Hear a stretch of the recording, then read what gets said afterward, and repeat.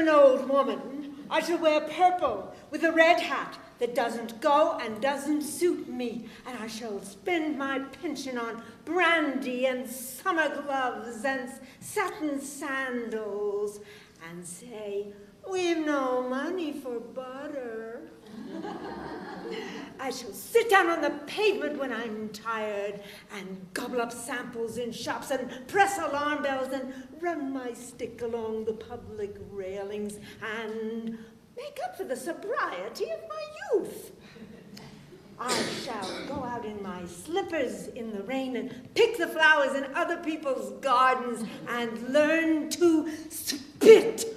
But maybe I ought to practice a little now so people who know me are not so shocked and surprised when suddenly I'm old and start to wear purple.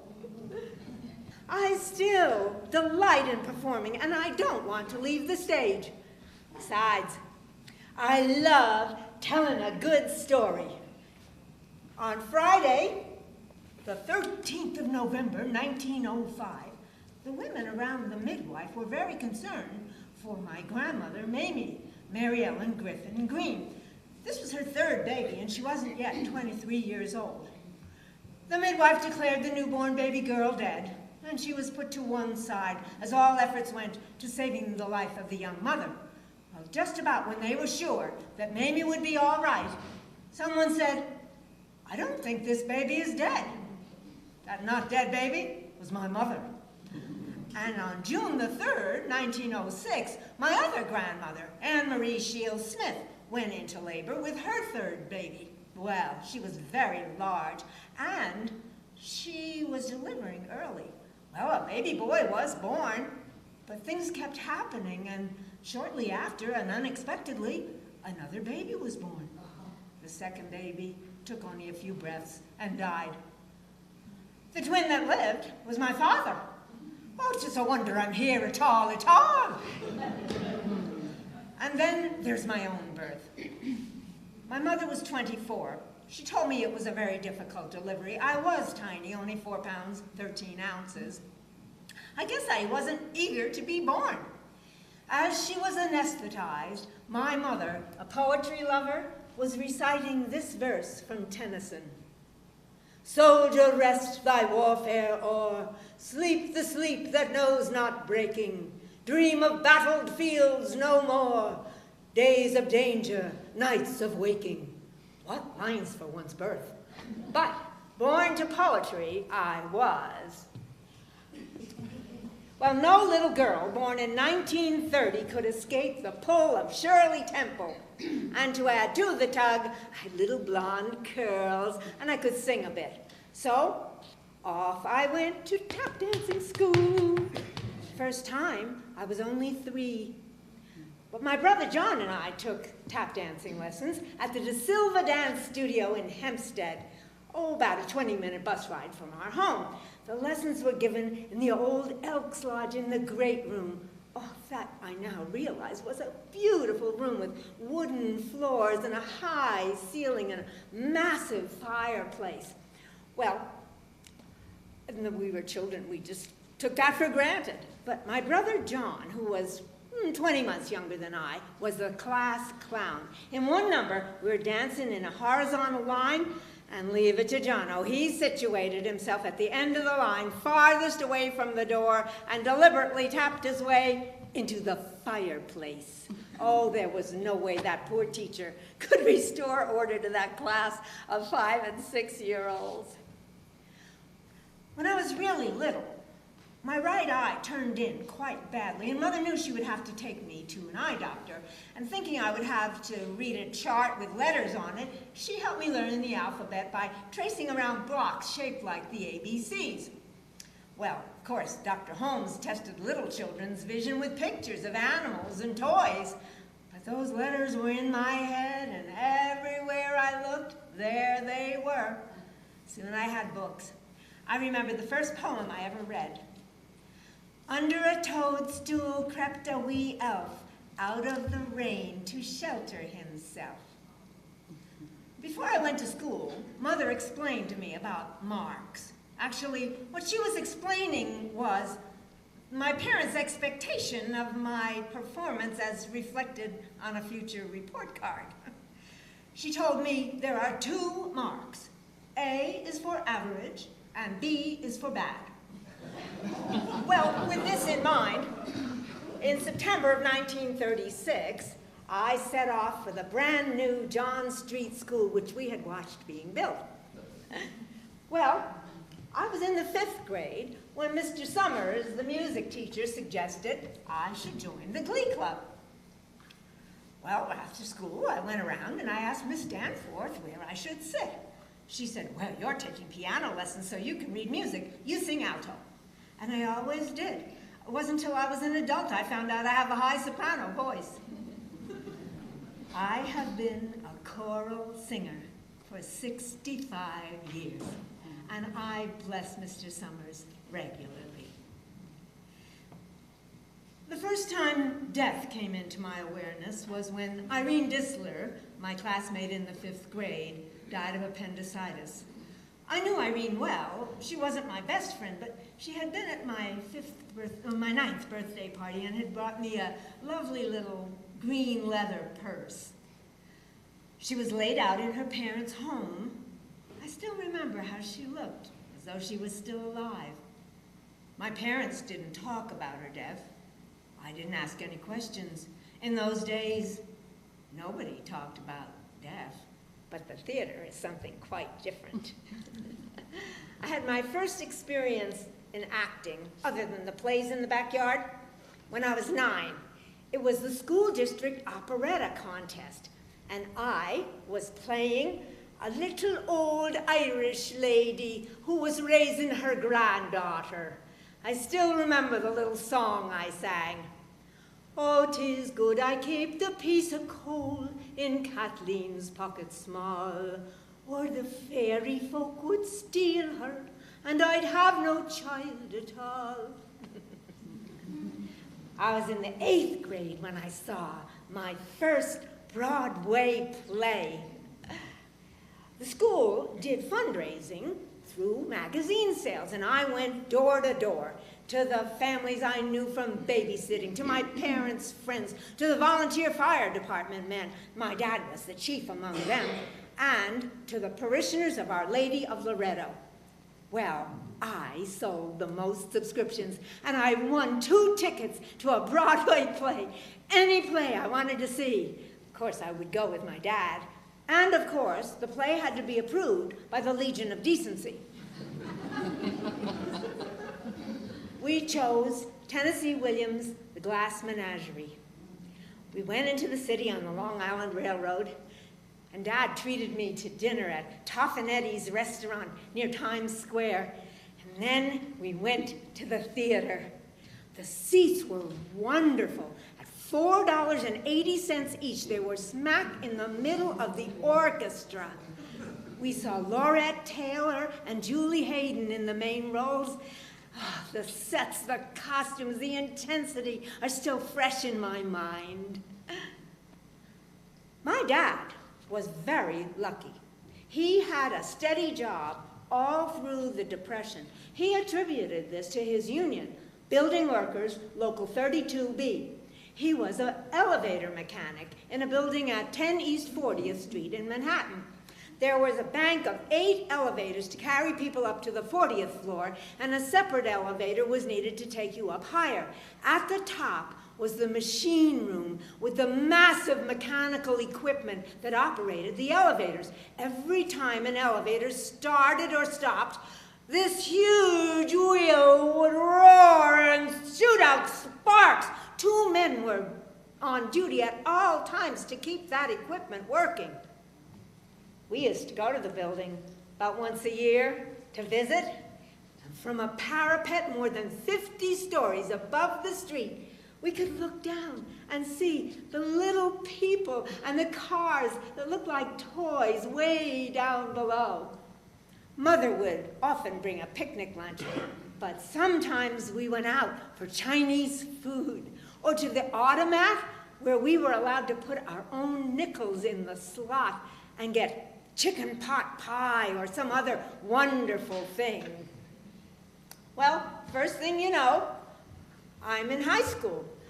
I was the second in my class of over 600 students, so Mrs. Houston, the school counselor, told me I could probably have my pick of colleges. Douglas College welcomed me, even offered me a work-study program.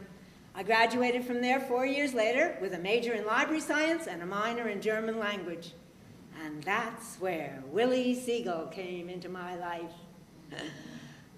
At the junior year, the work-study program they gave me was at the library in the Ag campus, just behind my dormitory. And in the same building with the library was the Department of Soil Microbiology, headed by Selman A. Waxman, who had discovered streptomycin in a soil microorganism and won a Nobel Prize.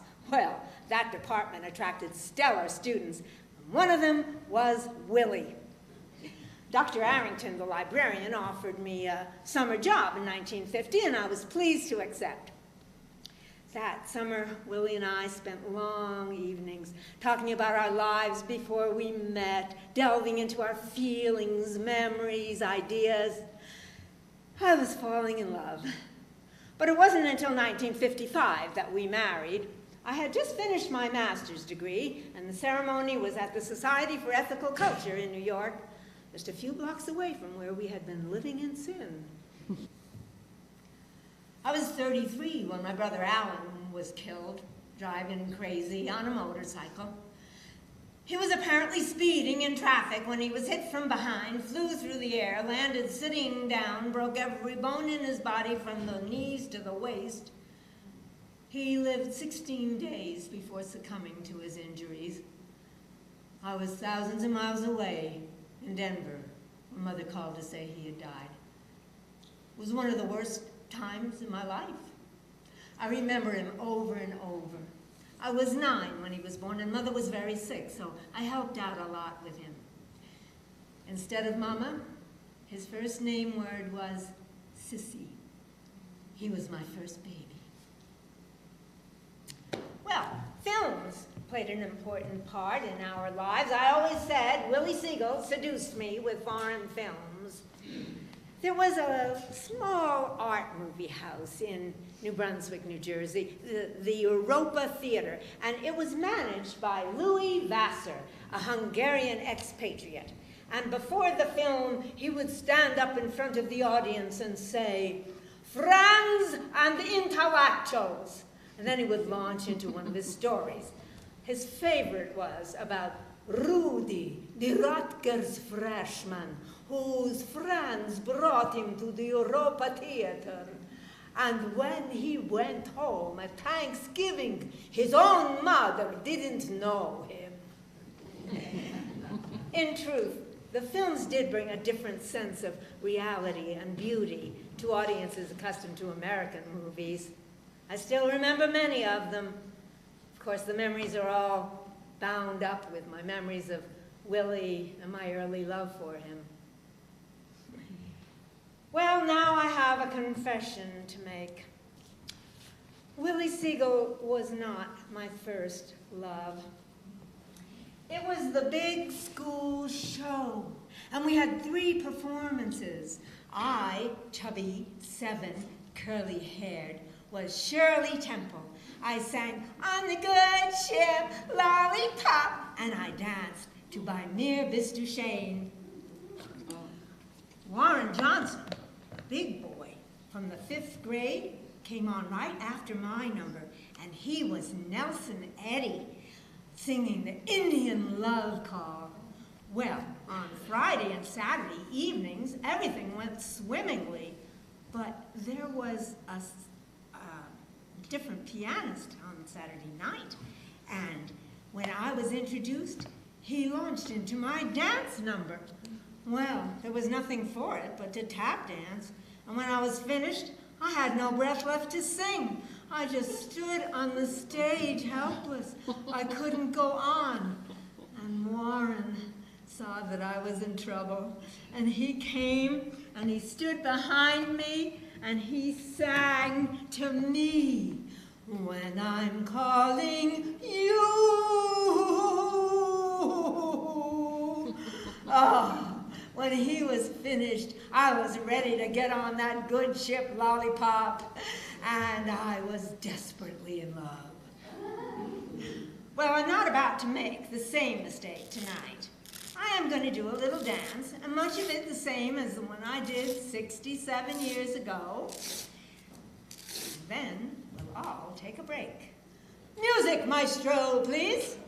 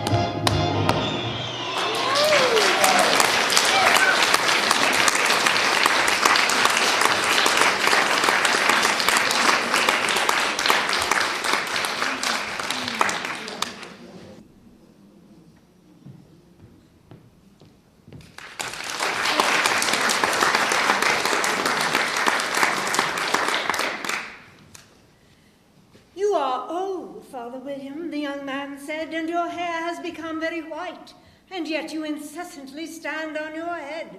Do you think at your age it is right? In my youth, Father William replied to his son, I feared it might injure the brain, but now that I'm perfectly sure I have none, why I do it again and again. You are old, said the youth, and your jaws are too weak for anything tougher than suet. Yet you finished the goose with the bones and the beak. Pray, how did you manage to do it? In my youth, said his father, I took to the law and argued each case with my wife, and the muscular strength that it gave to my jaw has lasted the rest of my life. Well, after years of contraception and the constant fear of an unwanted pregnancy, we finally decided to have a family, and nothing happened. There were unsuccessful doctor visits, painful procedures, innumerable disappointments. We decided to adopt. And then came the sessions with the social worker, who for us was God. She would decide whether we were worthy. She asked me why I thought so many Irish were drunks. She wanted Willie to explain why Jewish mothers were so impossible.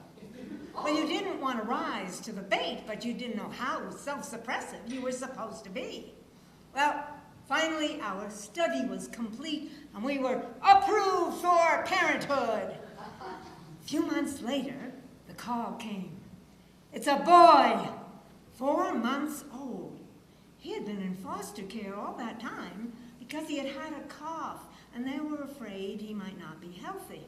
But the foster home had 4 little girls in it who loved him, played with him all the time, and then he's put into our home with just me and Willie there after work. The poor child, he kept looking around as if to say, where has everybody gone? Oh, he was beautiful, and he was ours. 2 years later, we asked for a little sister for him, and it wasn't long before they called to have us look at a 5-week-old girl. She was very appealing, with an interesting, intelligent face. We arranged to pick her up on a Friday. I knew I would be kind of busy for a while, so I arranged to take Hal to Penny's for a Christmas photo. Well, the photographer looked as if she had been crying. When I went to pay the bill, people in line were talking to each other. I thought I heard somebody say, is he dead? Well, I got into the car to drive over to the welfare department, turned on the radio, and sure enough, President Kennedy had been shot and killed. I arrived to pick up my new baby, and everybody was crying. We spent the weekend rejoicing in a new little girl and grieving in front of the television set. It was November 22nd, 1963. It was Willie's work that gave us the opportunity for foreign travel. We spent the academic year 1968-69 at Gif-sur-Yvette in the suburbs of Paris. And everybody settled in. Willie at his lab, and the children at the French public school. I would get up in the morning, make the children's breakfast, take them to school, come back, do a little housework, take Willie to his lab, come back, get the children and bring them home for lunch, take them back to school, do the daily marketing, go back and get the children, bring them back home, fix the dinner, and have an evening at home. My French was minimal. I was picking up a little here and there. Well, one day, there was a knock on the door, and I opened it to see a familiar-looking figure, a young person with a clipboard. How many times I've opened an American door to just such a crusader looking for signatures and money for some good cause. But I could not understand what this girl wanted. She kept saying, lay, baby, fuck. I was shocked. I thought maybe it was a question of child abuse or something. Try as I might, I could not understand what she was saying. Well, later I learned that phoque is the French word for seal, and she was a campaign against seal hunting, in which the baby seals, les bébés phoques, were orphaned by the hunters who frequently killed and skinned the mothers right in front of the babies. Well, after Christmas, the children's French had improved greatly, and they could really enjoy the school bus and the school lunches, which, by the way, were 3-course meals, an appetizer, an entree, and a dessert. Well, this left me free from 8:30 in the morning, when the bus took them away, till 4:30 at night, when they brought them back. Well, it was learn French time. Every morning, I took off at 9 o'clock and walked over to the train station. The train took me to the Gare Luxembourg. From the Gare Luxembourg, I walked across the park and down the Rue Fleuris, where Gertrude Stein and Aristide Tokas had held court, and then along the Boulevard Raspail to the Alliance Française, where I had a 10:30 grammar class and then an hour of conversation. I didn't have to get the train until 3:15 to be home for the children, so I had all that time to explore Paris. No wonder I still love and feel at home there. Beckett's Endgame found me in a trash bin at the end of the world. And when the Trident Theater closed, I did some experimental plays at the Changing Scene. When we came to Boulder in 1966, I worked a little bit with Frank Georgiana and the Boulder Repertory Company, and at the Nomads, I was Golda in Fiddler on the Roof. All in all, I played 20-odd roles. Well, Hal grew to be quite a stocky boy when he was 11 or 12. He played pee-wee football, despite the fact that Willie was very opposed. We shouldn't let him play, he worried over and over. He's gonna hurt himself. Well, Hal's games were on Saturday mornings, and it wasn't always easy to get Willie up, but one Saturday we prevailed, and off we went to the game. Because of his size, Hal was playing center. Well, Willie watched. He turned to me. We shouldn't let him play, he said.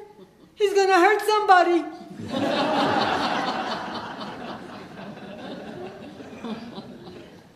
Well, first thing you know, Hal is grown up and he's about to become a father. My granddaughter Aurora chose a Saturday afternoon in July to be born. Hal called about 1:30 and said, could we please meet them in the birthing room, and would we bring him something to eat? It was a rather pleasant room, dominated, of course, by the bed, in which Felicia sat and Hal next to her. There was a dormer with a rocking chair at the window end. Willie headed right for that chair, the farthest he could get from the bed. In between pains, Felicia would say, how's Willie doing?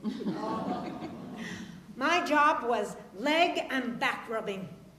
When it came time to move into the delivery room, Hal was all gowned and prepared for his role from the Lamaze classes, but the nurse said to me, what about you, Grandma? And that had not been arranged.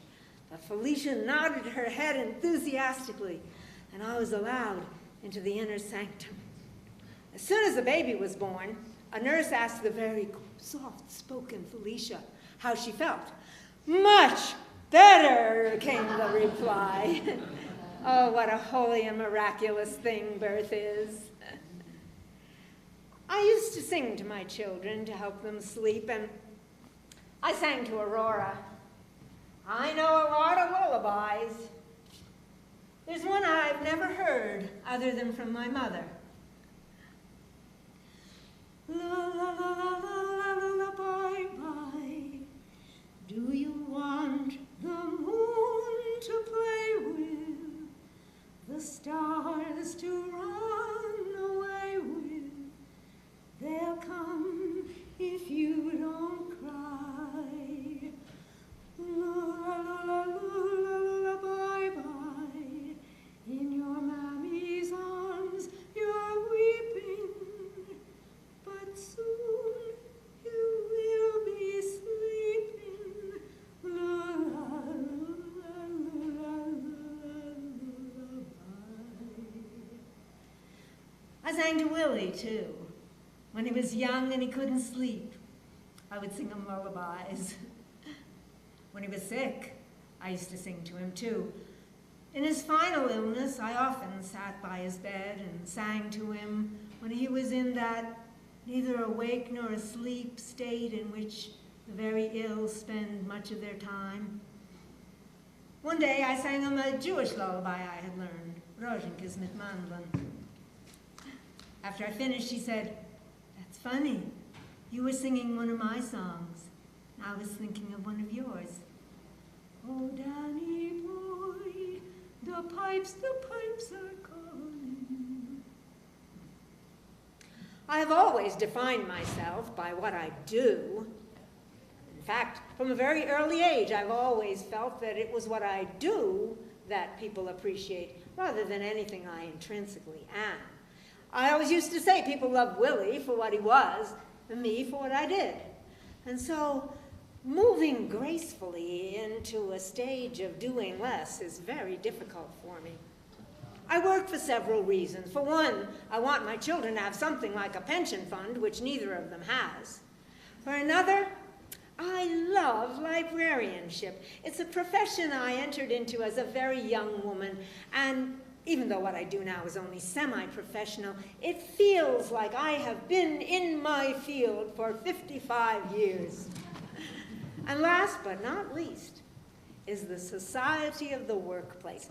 I walked into one of the offices in Boulder where I manage the library resources, and the receptionist said to me, "Hello, JoAn. It's good to see you. We miss you when you're not here." In another client firm, they always have quarterly salad or potluck lunches, and they schedule them for the day I'm there. They treat me well because I do my job well, and it's something which, while not terribly difficult, I know how to do, they don't, and they don't have time for it. But also because this little old lady comes into their lives every week, doing a job, telling stories, and looking happy and active, and they like that. They think, maybe I can be active in my old age. Well, yes, they do like me for what I do, but also for who I am and what I represent, an aging but still active and competent human being. You'll hear people say, almost in jest, "Oh, aging is not for sissies," or "It's no fun getting older." But when people think about getting old, they think about losing your mind or having some terrible disease or suffering awful pain. What's really the most upsetting are the little things you can't do. I can't unscrew the tops off of bottles or open jars. Thank goodness for tools. I'm clumsy. I drop things, and I cannot keep warm. In December of 1998, Willie suffered an intestinal blockage, and was hospitalized. The next 6 weeks were pure hell for him. One painful procedure after another, and the doctors kept insisting that he was getting better. On the 29th of January, the nurse said to me, "Mrs. Segal, have you considered that your husband might not recover?" But I had, but that wasn't the message the doctors were giving us. And just then, in they walked on their morning rounds. There was the chief surgeon, the chief resident, other residents, interns, and Willie turned to them and said, "I'm a mess." "Well," said the chief surgeon, "you may be a mess, but you're a lot better than you were." That evening, I helped him eat. He wasn't hungry. I left about 8:30. 5 a.m. the phone rang, and I was told to come at once. I arrived at the hospital in Denver at about 6 a.m. and met the chief resident. He took me to the ICU, where Willie lay in a coma, attached to a breathing machine, despite the fact that I had several weeks earlier mentioned the possibility of a DNR order. Well, I called the children, and by 8 a.m. we were all assembled there in the ICU waiting room. How many hours I had spent in that room. The doctors said it was highly unlikely that Willie would ever have a decent quality of life, even if he did recover. We discussed the situation, not for the first time, and decided we would not artificially prolong his life. We would disconnect him from the breathing machine. And then we sat with him. Who knows if he was in any way aware that we were with him. I held his hand, stroked his head, sang to him.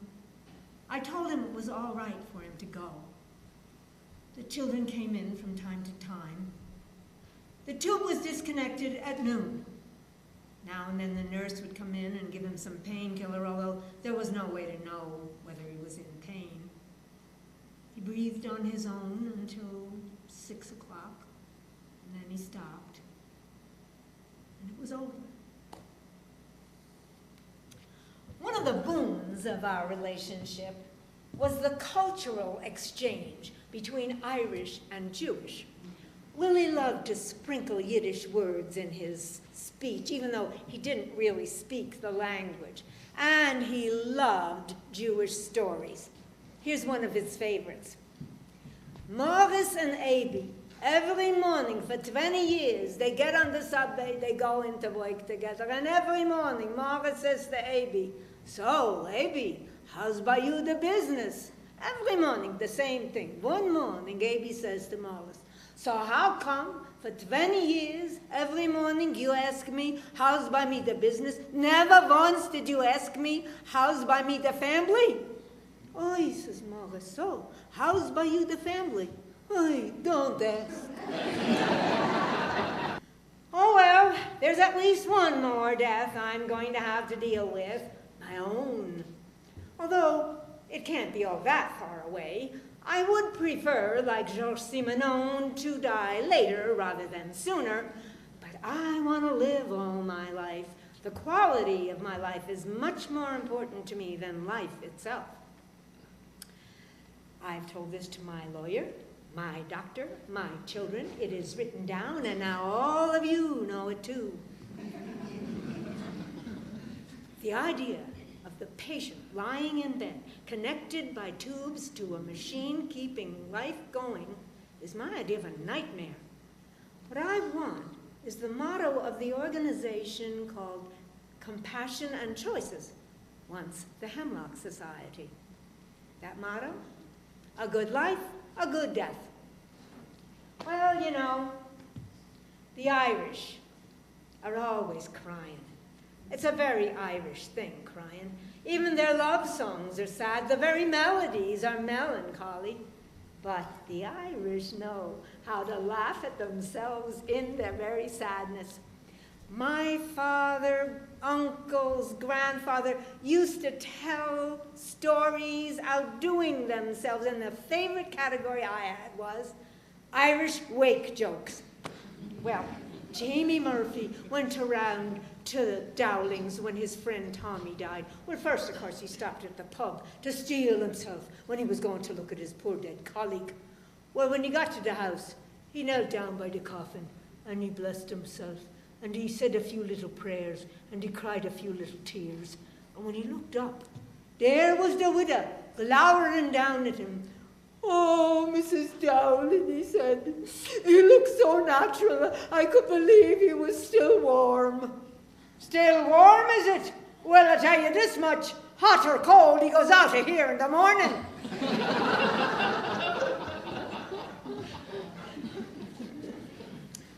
But it isn't jokes only. It's the dancing and the singing and the partying that the Irish love the best.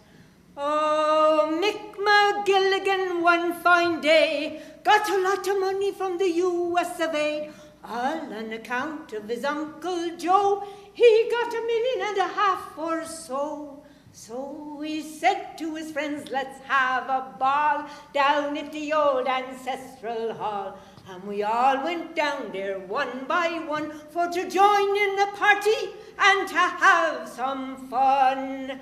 Yes, we all went down to Mick McGilligan's ball, where they had to take the paper off the wall to make room for all the people in the hall. Oh, the girls and the boys made a divil of a noise at Mick McGilligan's ball. Yes, the girls and the boys made a divil of a noise at Mick McGilligan's ball.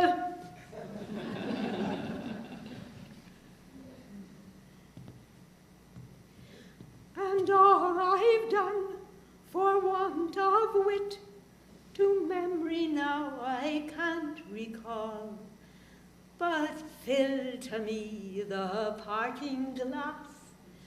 Good night, and joy be with you all.